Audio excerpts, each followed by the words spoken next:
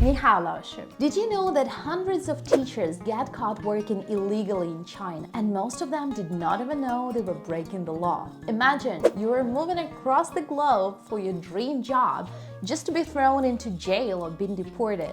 That sounds scary, right? So make sure to watch this video so you don't become the next case study.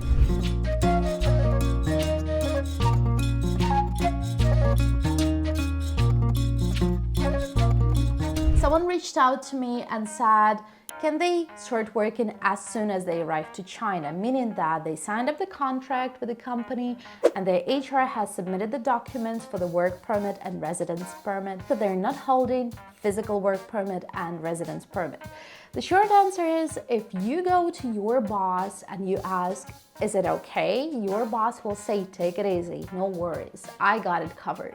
But should you really take it easy? The main point is to take the work permit, it takes 10 days. To get residence permit, it takes 15 days. So under normal circumstances, it should take up to 25 days to process everything so you could start legally working. If you don't know what documents you need to prepare, what documents you need to translate and legalize, make sure to check out these videos. As you understand, your boss would not want to wait that long because waiting means losing money. So your boss would rather throw you into the classroom and just drag your visa for 2, 3, or 4 months rather than do it completely legally.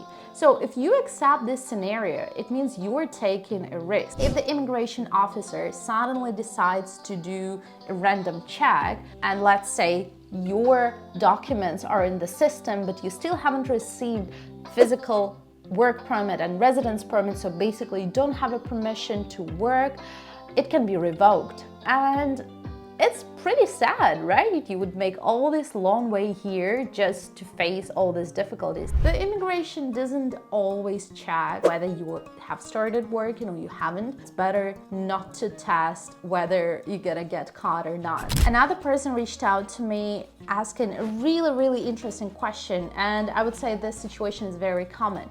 So the person got a job as a kindergarten teacher. They cannot put him on a legal teaching visa. They offer him to be an art teacher or a PE teacher. And the question is it legal or not? It is illegal, but a lot of people do it. If we compare this case to people who are working on a business visa, then you've done already much better than most people because you're paying tax and you're semi-legal. But overall, you're putting yourself in a very difficult situation in the future. There could be multiple reasons why your school cannot put you on a work visa. The biggest reason and the most common reason is because your school does not have teaching license. It's extremely difficult for companies to get teaching license, which means that if the inspection comes, nobody in this school would be allowed to teach English. That's the truth. Or there could be another reason. Maybe you're not qualified for a teaching position.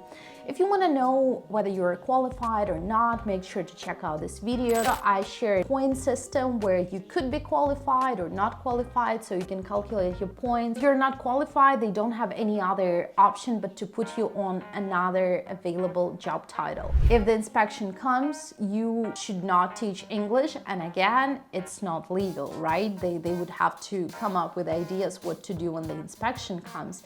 And inspections are pretty frequent, right? They could come anytime and check what you're doing. The biggest issue with this is probably the last one. If your plan is to stay in China more than 1 year and to try different jobs in the future, the easiest way would be for you to transfer your visa from this position. For example, you work in kindergarten A as an art teacher, right? So then you can transfer a visa to kindergarten B on the same position. Not every kindergarten has this position open, so which means that you will have limited job prospects.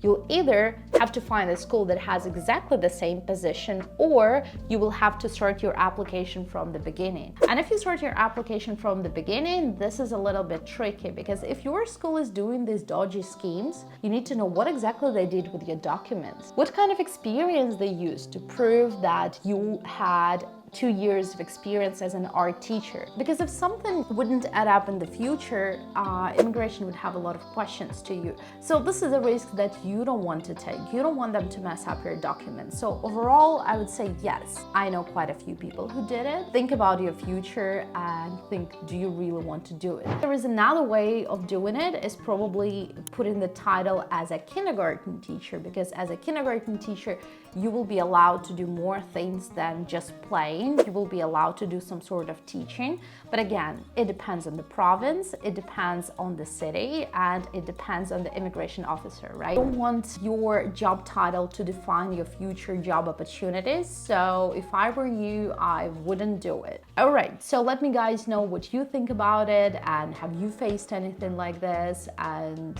yeah, so what are your thoughts? Someone reached out to me asking whether your political background would affect your job opportunities and visa. If you're a native speaker with TOEFL, with a degree, but maybe you don't have experience, employer would not have any questions about it and they'll be happy to hire you. However, immigration would ask you questions about your military service or about your political activity. And it is very important that you don't lie on your application about your political activity.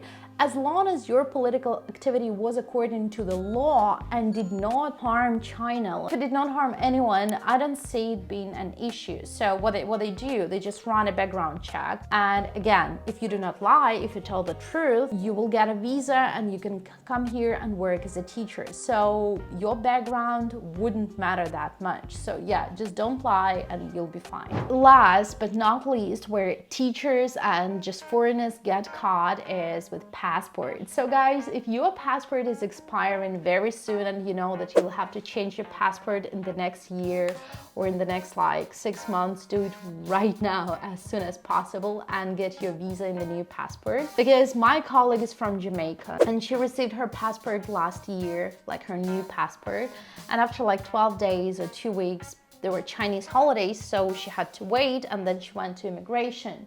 And they asked her for a receipt that like the passport was delivered to her. Obviously, she did not have that receipt, but she did have her new passport. So they said, if you don't give us your receipt today, we'll put you in jail until we figure out what to do with you.